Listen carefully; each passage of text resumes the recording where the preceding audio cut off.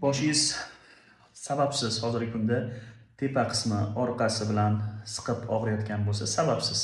Bu ko'p holatda magnit bo'ronlarni ta'siridan bo'ladi. Hozirgi kunda ayniqsa mana shu aprel oyida yangiliklarga e'tibor bergan bo'lsanglar ham, ayniqsa bugun juda ham avjiga chiqdi magnit bo'roni.